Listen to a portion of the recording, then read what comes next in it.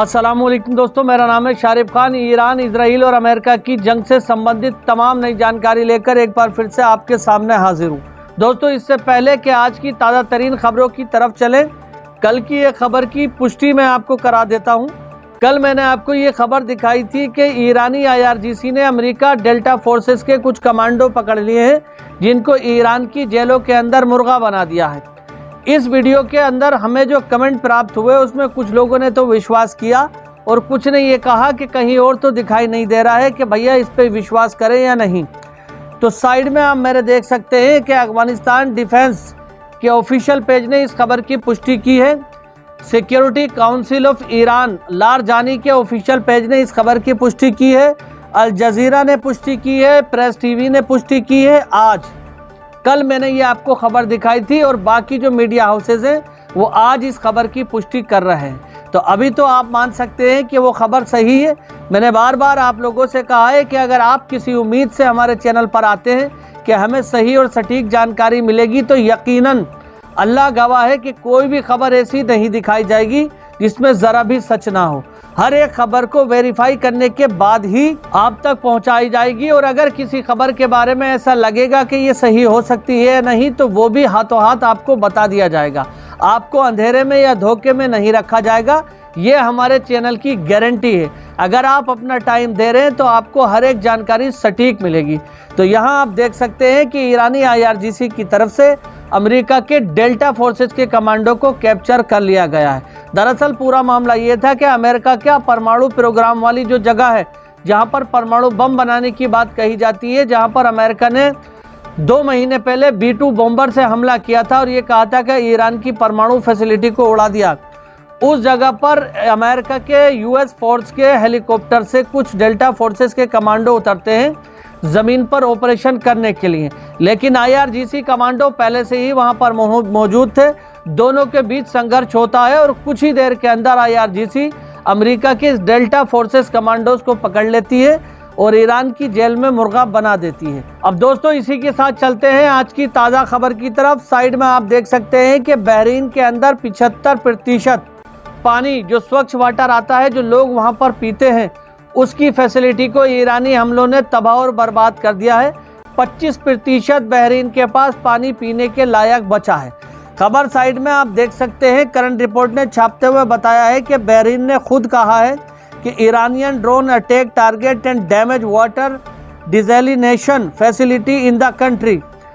उस water facilitation को निशाना बनाया है जो ये बहरीन के अंदर 75% पानी की पूर्ति को करता है। अब बहरीन के अंदर के जो हाल हैं वो ज़्यादा बुरे हो चुके हैं। आपको बता दूं, बार बार ईरान की तरफ से बहरीन को ये कहा जा रहा था अमेरिकी सैन्य ठिकानों को बढ़ावा मत दो, अमेरिकी लोगों को ज़्यादा आने मत दो, लेकिन उसके बावजूद भी बहरीन ने ईरान की नहीं सुनी और अब जंगी मैदान के अंदर, जंगी हालात के अंदर एक बार फिर से ईरान की तरफ से बहरीन पर हमला किया गया है और 75%। इसी के साथ साथ आपको बता दूं कि इजरायली एयरफोर्स कमांडर की मारे जाने की खबर आई थी, उसको भी कुछ लोग। दोस्तों, इसी के साथ साथ आपको बता दूं कि ईरानी फौज की तरफ से ट्विटर पर एक पेज बनाया गया है, ईरानी रिस्पॉन्स, जिस पेज पर यह जानकारी छपी है कि Israeli air force commander major general Tomer Bar killed an Iranian missile attack, यानी ईरानी मिसाइलों के हमले में इजराइल का एयरफोर्स कमांडर मारा जा चुका है। इस बात की पुष्टि की गई है। बाकायदा उनके शव को जो मलबे से निकाला जा रहा है वो तमाम तस्वीरें दिखाई गई हैं, लेकिन YouTube गाइडलाइन की वजह से यहाँ पर मैं आपको नहीं दिखा सकता। यहाँ पर ये खबर आप देखिए कि पूरी पुष्टि कर दी गई है कि इजराइल के एयरफोर्स के कमांडर ईरान के हमलों में मारे जा चुके हैं। तो अब इजराइल लगातार अपने नुकसान को छुपाने की जो कोशिश कर रहा था, कहीं ना कहीं वो खबरें लगातार बाहर आती चली जा रही हैं। अभी भी ऐसी बहुत सारी खबरें हैं जिसको इजराइल ने पूरी तरह से छुपा लिया है। जब ये जंग रुक जाएगी तब आपको पता लगेगा कि इजराइल के। इसी के साथ साथ एक और बड़ी ताज़ा खबर आपको बता दूं कि ईरानी IRGC की तरफ से ये दावा किया गया है और प्रेस टीवी ने इस खबर को दिखाया है कि 24 घंटे के अंदर ईरान, इजराइल और अमेरिका के बीच में जो संघर्ष हुआ है, पिछले 24 घंटे के अंदर 220 अमेरिका के सैनिक मारे जा चुके हैं। ये खबर IRGC के जो कमांडर हैं उन्होंने दी है और प्रेस टीवी ने इसको छापा है। ये कोई ऐसी वैसी खबर नहीं है। अब अमेरिका की तरफ से ये कहा जा रहा है कि भाई हमारे तो 6 लोग मरे हैं 28 फरवरी से लेकर अब तक। तो क्या ये IRGC के लोग जो बार बार कह रहे हैं ये झूठ है? अब ये फैसला मैं आपके ऊपर छोड़ता हूँ कि ईरान जो जानकारी दे रहा है वो सही है या अमेरिका जो जानकारी दे रहा है वो सही है। ईरान की तरफ से कहा गया है कि बीते 24 घंटों के अंदर 220 बीते 24 घंटे से लगातार इजराइल और अमेरिका ईरान की राजधानी तेहरान पर और ईरान के शहर इस्फहान पर एयर स्ट्राइक कर रहे हैं, जिसमें भारी भरकम तादाद में ईरान का नुकसान हो रहा है। ईरान की ऑयल फैसिलिटी के साथ साथ वेयर हाउसेस को उड़ाने का दावा किया गया है इजराइल और अमेरिका के द्वारा। इसी के साथ साथ आपको बता दूं कि 90 से ज़्यादा लोगों के मारे जाने की खबर है ईरान के शहर तेहरान और इस्फहान में। इसी के साथ साथ आपको बता दूं कि इजराइल और अमेरिका ये कह रहा है कि और बड़े अटैक करेंगे, लेकिन जैसे जैसे इजराइल और अमेरिका ईरान के ऊपर हमला कर रहा है वैसे वैसे ईरान की तरफ से और ज़्यादा बड़ी तादाद में हमले किए जा रहे हैं। इस बार ईरान की तरफ से खैबर, खुर्रम 4 और इसी के साथ साथ क्रूज मिसाइलों का इस्तेमाल जो किया जा रहा है, उनको दुनिया का कोई भी एयर डिफेंस सिस्टम 100% रोकने में सक्षम नहीं है। और लगातार यही वजह है कि इजराइल के अलग अलग जगहों को ईरान। अब दोस्तों इसी के साथ साथ एक और बड़ी खबर आपको बता दूं, यहाँ साइड में देखिए रशियन मिलिट्री की तरफ से खबर है, brutal attack by Russia over Israel, the Russia revolutionary guard fired multiple missile attack last night and Israel defence system failed. इन्होंने कहा है कि रशिया की तरफ से रशियन रिवोल्यूशनरी गार्ड ने बहुत बड़े पैमाने पर इजराइल के ऊपर हमला कर दिया है। आप समझ रहे हैं, ईरान की बात नहीं कर रहा हूँ, रशिया के रिवोल्यूशनरी गार्ड की तरफ से मल्टीपल हमले किए गए हैं इजराइल पर। और इसमें इजराइल का जो एयर डिफेंस सिस्टम था रशिया की मिसाइलों को रोकने में असफल रहा और शहर के बीचों बीच बहुत बड़े धमाके होते हुए नजर आ रहे हैं। अब ये रशिया ने जो हमला किया है, ये खबर आई है रशियन मिलिट्री के नाम से एक पेज है। इस पेज की हम ये पुष्टि नहीं कर सकते कि ये खबर सही है या गलत है, क्योंकि ये जो पेज है वो वेरीफाइड पेज नहीं है।